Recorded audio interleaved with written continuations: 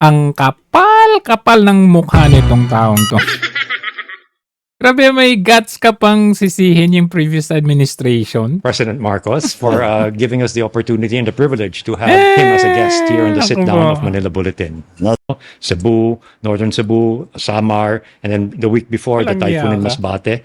Yeah. It seems we're very disaster prone, no? And this year has Yeah. been like a Pandora's box in terms of natural disasters. Yeah. How would you assess the Philippines, or what grade would you give us in terms of disaster preparedness and in terms of resilience? In government, the best that we can do is really to be prepared as we can possibly Be be. prepared! And Anong move gagawin very, natin? very quickly. Yeah. Just always, May lindol pa yata! it's very simple for me. I'm motivated by the fact. Think of the children that are in distress now. Wow, What do they motivated by thinking of the children. need? What do we have to do? You cannot wait. Don't do it later. I cannot wait, I cannot wait. Ikaw nga, saan ka nagpupunta? Yung vice presidente, nandun na, first day pa lang. Do it now. Do it now. Ikaw, nandun ka ng second day, pa-interview ang ginagawa. Do it now.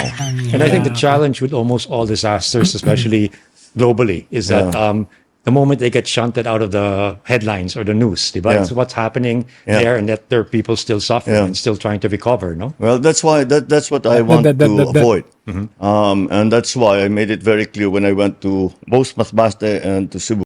Mas babate?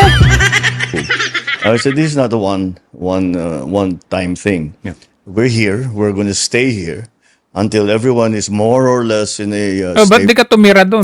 Di ka natulog dun? stable condition. The difference between, for example, a storm, a typhoon, like what happened in Masbate, and Alam nyo ba itong lugar na ito? Sa likod ng palasyo to eh. Ang ganda ngayon kasi pinarenovate nila gamit ang pera ng taong bayan. Alam nyo ba nung panahon ni PRRD? Ayaw niyang tirahan ito. Itong lugar na kung saan siya ngayon, ayaw niyang tirahan. May multo daw eh.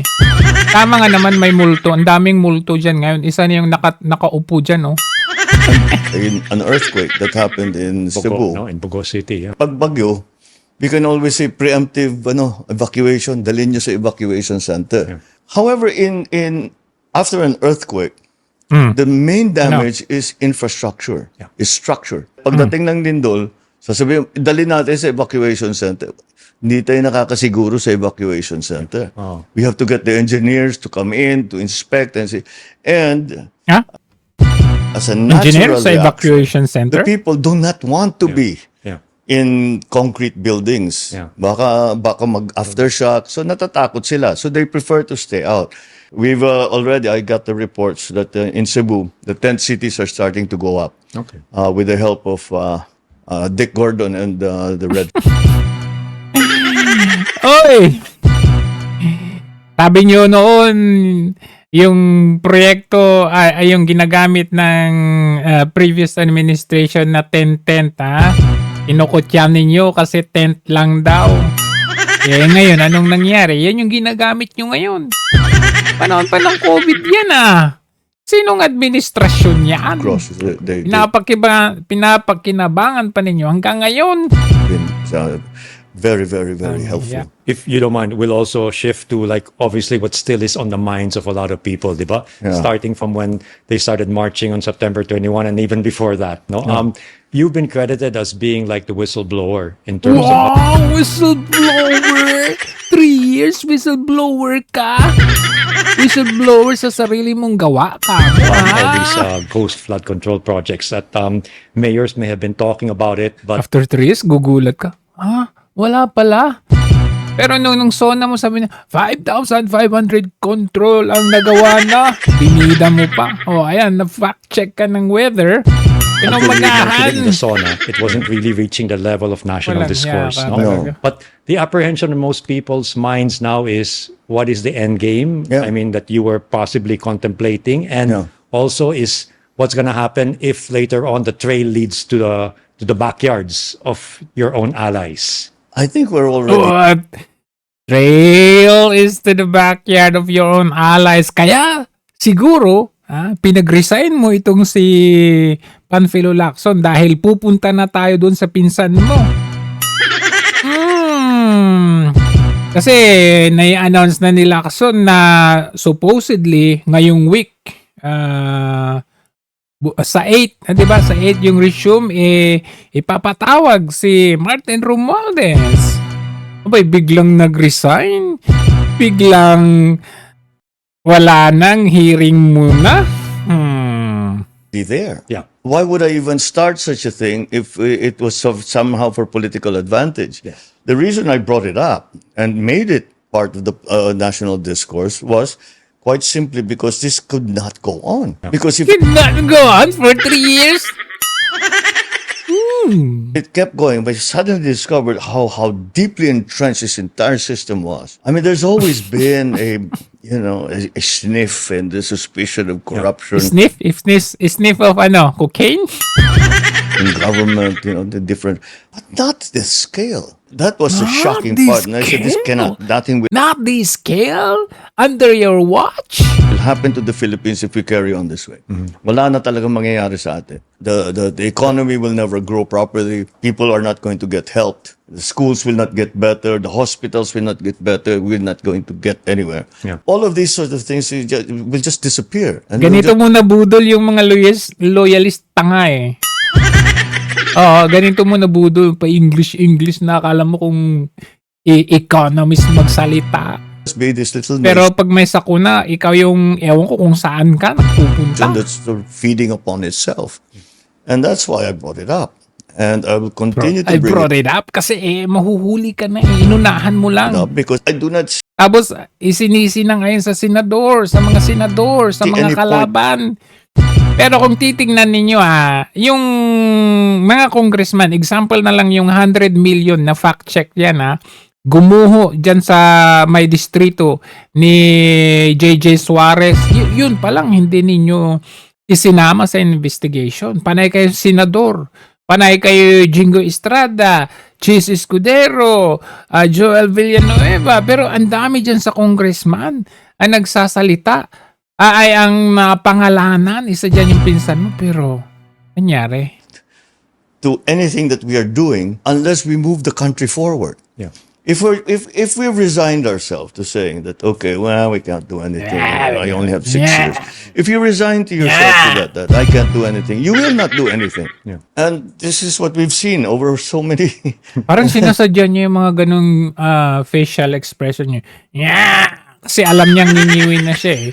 We cannot do anything. Past decades. So, Para hindi mahalata yung iwi, I no? didn't want to be another one. I didn't want to be part of that kind of attitude, especially in terms of public service. Well, I mean, After 3 years? Niloko mo? I know there are many who applaud you really for that, but I also worry sometimes, does resigning absolve people of culpability? No. Okay. That's not sufficient. That's very good to hear. Oh no, that's not enough. That's not enough. There is a great deal of damage that has been caused. Not Nasaan si Bunuan? Don't tell me walang kinalaman si Bunuan. Tapos yung ex-DPWH, ang hinahanap ninyo, tapos na yon. Tapos ngayon, yung for 3 years na secretary ng DPWH, nowhere to be found sa investigasyon. only financial What the damage, heck? economic damage, but actual damage to people's lives.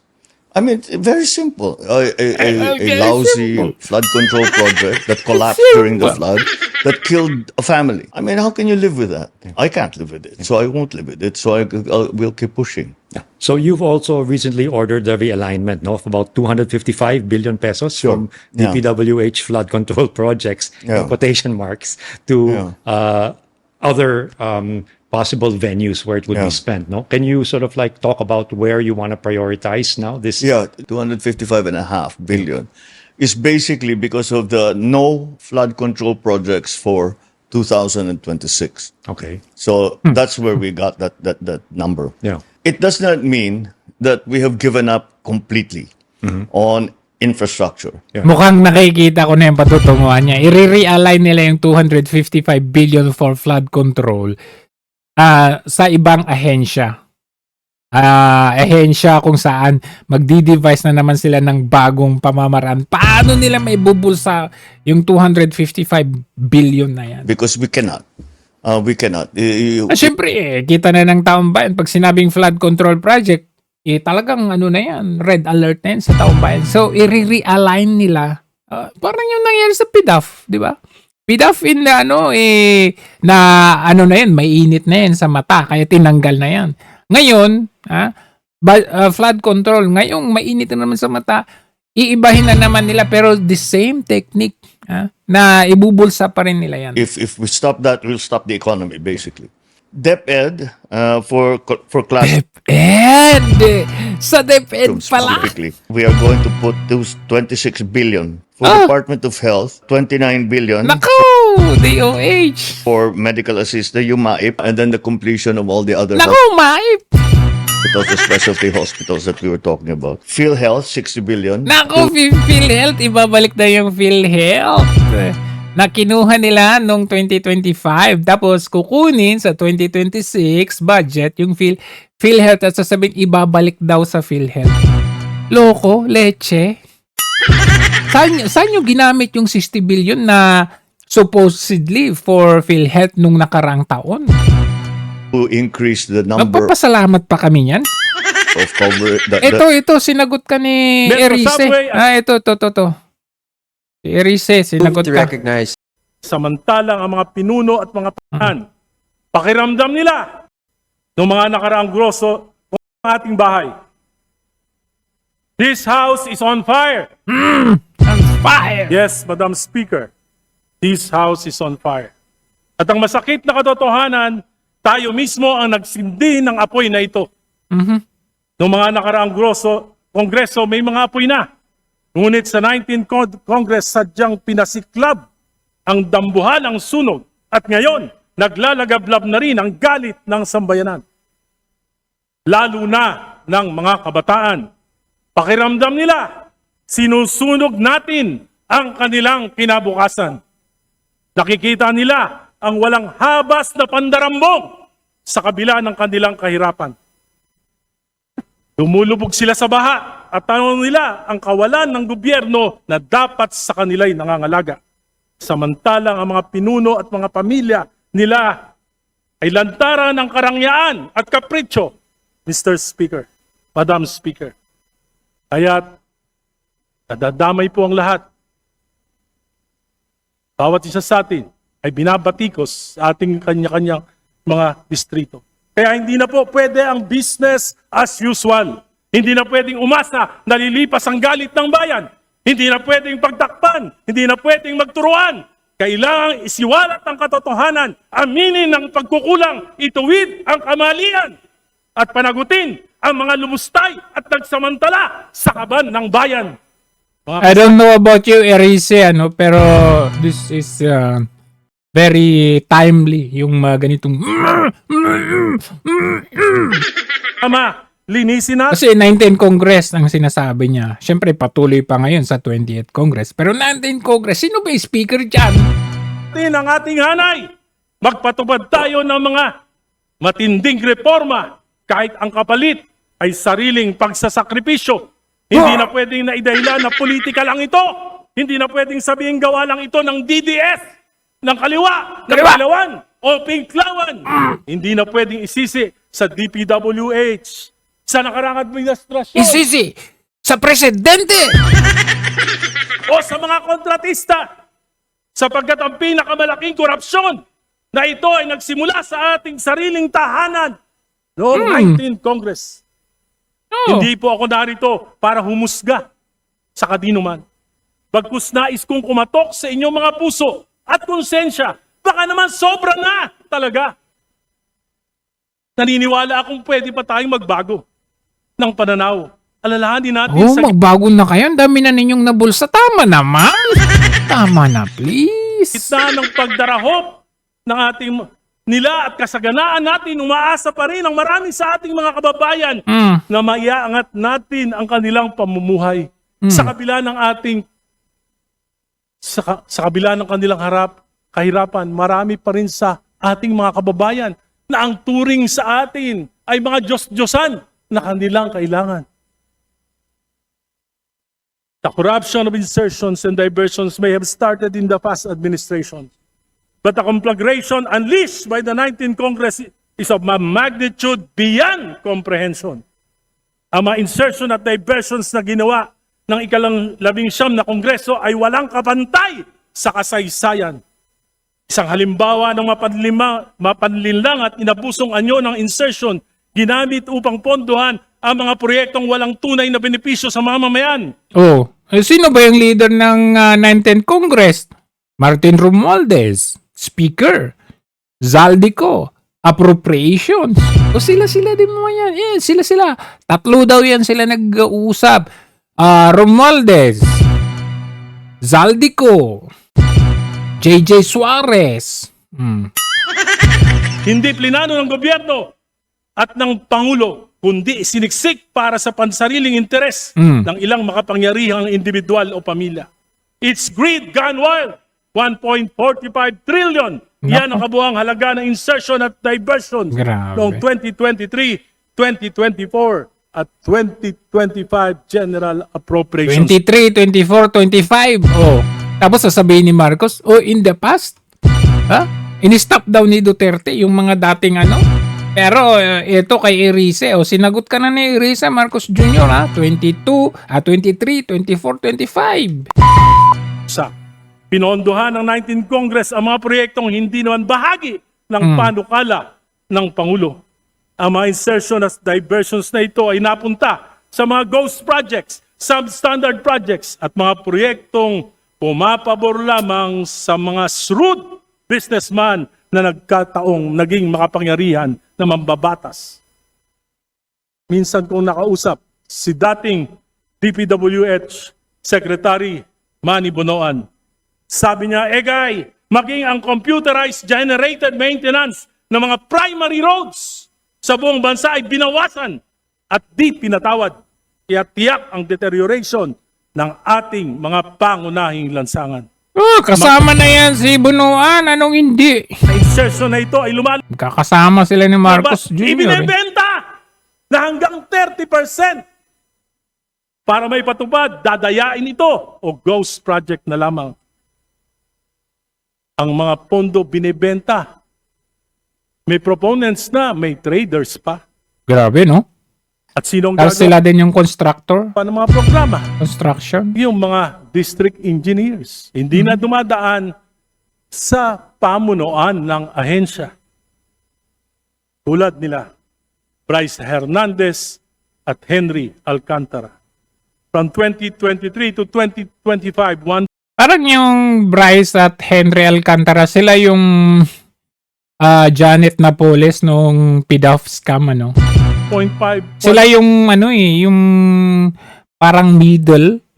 Tapos yung nasa taas, sila, yung mga senador nung araw. So ngayon naman, Speaker, House Appropriation at Presidente. 1.45 trillion ang inalis sa Kongreso mula sa program New Appropriations. 395.3 billion noong 2023. Nako, grabe. 564.5 billion noong 2024. 487.5 billion noong 2025. Trillion na yan. Sa kabuuang 1.04 trillion ang inilipat sa unprogram and appropriations. Unprogram ko Unprogram! Mga standby appropriation na para bang blank checks na bukas sa pag-aabuso. At ano nga nangyari? Inabuso at pinagsamantalahan. Bakit? Halos imposibleng matupad ang mga kondisyon para ma-release ang mga unprogram funds. Tatlo Hindi lamang sinunod. pwedeng panggalingan nito. Excess revenues, halos hindi naman nangyayari ito. New sources of revenue, dagdag buwis, himala kung mangyayari din. Loan proceeds, utang na naman, baon na ang bayan. Okay. Unprogram funds. Pagkukunan sana ng unprogram funds. Yung excess na budget. Surplus budget. Surplus na pera natin. O kaya sa loan. Okay? Doon kinukuha sana. Pero hindi binadgetan yun ang program through the insertions. Ayun, may proseso para mapalabas yung unprogram. Pero ang ginawa nila, naghanap sila ng paraan para, uy, may program na tayo. Doon nila ipinasok sa flood control. Ang tatalino ninyo. Maparaan talaga ang mga tuso. Maparaan! Kaya gumawa sila ng bagong source of revenue. Bukod sa insertions at diversion, kinapa pati idle cash ng mga GOCCs. Oh, yan. Yun pa. Yun pa. GOCCs. Alam na natin. Ano yung mga yan? Ito. 60 billion mula sa 89.9 billion ng PhilHealth subsidy at 107 billion mula PDIC. sa Philippine Deposit Insurance Corporation. Grabe. Pero dahil sa public outcry, hindi na natanggal ang PhilHealth subsidy noong 2025 GAA at inuutos na ng Pangulo na ibalik ang 60 billion na ibinawas noong 2024 at ito ay kukunin sa 2026 GAA. Kukunin sa 2026. Abay ang talino ninyo. Okay. Insertions, diversions, amendments are not inherently bad if Diba? Ano sabi nila? Kailangan natin may pasa itong Maharlika Investment Fund. Sovereign Wealth Fund daw. Sovereign Wealth Fund. Para hindi na tayo uutang. Kumusta naman yung MIF, Maharlika Investment Fund? Nasaan na ngayon? justified. Diba? Bukod sa wala na, ang balita, kinunan nyo yung GOCCs natin, PhilHealth, PDIC, Land Bank. Nasaan na ngayon? Kumikita ba? Wala. Ibinulsa ninyo. Dapat, exception lamang yung insertions. Pero naging patakaran ang ginawa ng 19th Congress, hindi po ito exception. Ito yung rule. Rule na. Kung saan namin gusto mapupunta, doon mapupunta ang pondo, ang salita ng 19th Congress. Saan nga ba kinuha ang 1.45 trillion? Alam natin ang ilan ang pinanggalingan. Alam natin ang pinuntahan. Pero hindi lahat. At hanggang ngayon, nanguhula pa rin tayo.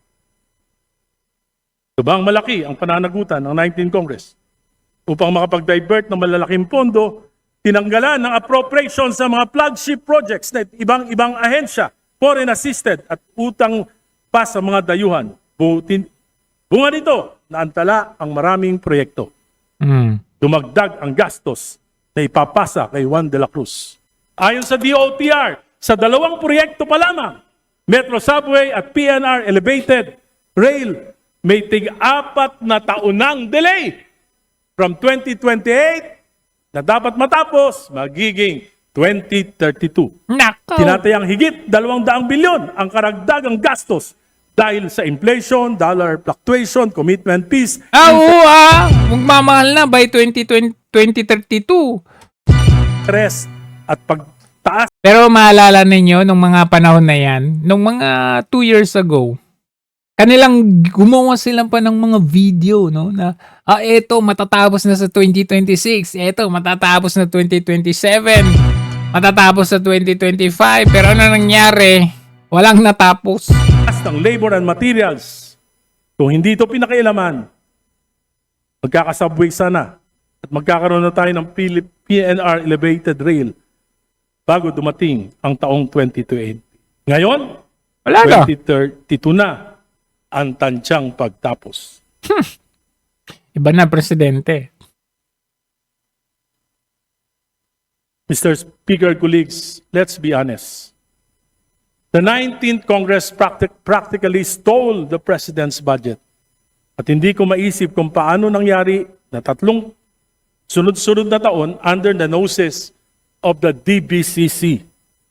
Sa mga susunod na araw, linggo, buwan, mas marami pang baho at kasuklam na pangyayari ang lalabas. Mas malalim, mas matindi. Kahit itigil ang mga investigasyon, bayan na mismo ang maglalantad ng katotohanan. Kaya hindi na pwede ang business as usual. Mga kasama, kung inaakala nating huhupa ang galit ng bayan, kung iniisip natin na malilimutan din ito ng sadyang makakaligputing mga Pilipino, nagkakamali tayo. sapagkat gising na gising ang mga kabataan at natitiyak ko na ang mga Mismo! Di ba? Sasabihin nila, Duterte yan, Duterte yan, Duterte yan. Tanong ko sa inyo, ngayong panahon ni Marcos Jr., ilan ba yung na-blacklist? Yung blacklisted na mga contractors? Sa panahon ni PRRD, 2018 pa lang merong 25 na blacklisted. Ayan, since 2016. Tapos, ayan, 30. Ayan, 25 to 30 na contractors ang blacklisted since 2016 hanggang 2020, 2021. Oh, ayan. Pero sa panahon ni Marcos Jr., wala. Ito na lang ang masasabi ng speaker ninyo ngayon. Kahiya-hiya kayo. Makaharap kayong lahat. Alam kong hindi po madali ang sitwasyon ng Kongreso sa panahong ito. Mabigat ang hamon sa ating institusyon ang maging bawat isa sa atin. Bakit?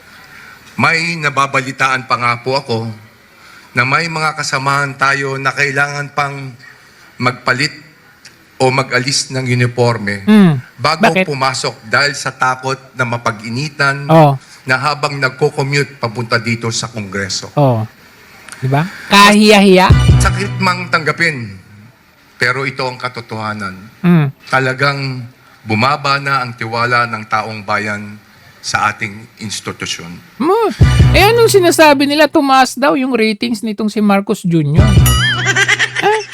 Nagmamagaling pa at nagyayabang pa.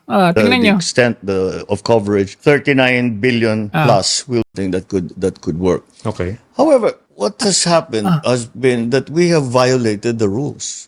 We have Those rules violated. exist, Yeah. and simply we don't. In the last decade, Yeah. they stopped following the rules. Yeah.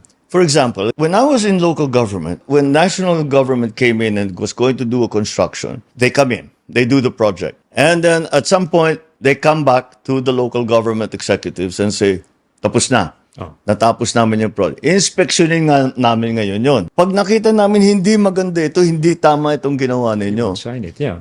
Hindi ko pipirmahan yung acceptance. Hindi mo pipirman. Dapat, pag hindi ko pinirmahan yung acceptance ng local government, Oh. hindi mababayaran ng kontraktor. Oh. Sa tawagin yung kontraktor, tignan mo ulit. Hindi tama itong ginawa ninyo, ayusin mo. Oh. Pagka naayos nyo yan, pipirmahan ko ito, mababayaran kayo. Oh. Yun ang sistema noon. Yun ang dapat. Oh, yun ang sistema noon. Sabi, pinagmayabang mo pa, no? Ikaw ay governor at congressman. Huwag ka nga. Sabi nga nila, lagi kang absent. Paano ka pipirma kung lagi kang absent? Ha? Apparently, in the last administration, they removed that entirely. Oh, apparently in the last administration, they removed that entirely. And I was shocked. Yeah. I was I was shocked. shocked! After 3 years na shock ka? Walang hiya ka talaga. Ang sinungaling mo talaga. After 3 years, yung sinasabi mo na in the last administration, that's Duterte administration, tinanggal yung sinasabi mong rule before. Ha? Pero umupo ka ng 2022, 23 may issue na, 24 may issue na, 25 may issue. Na-shock ka after 3 years? Saan ka nagpupunta? Paano ako maniniwala sa'yo kung mismong lindol nga hindi ka sigurado kung lumindol o hindi?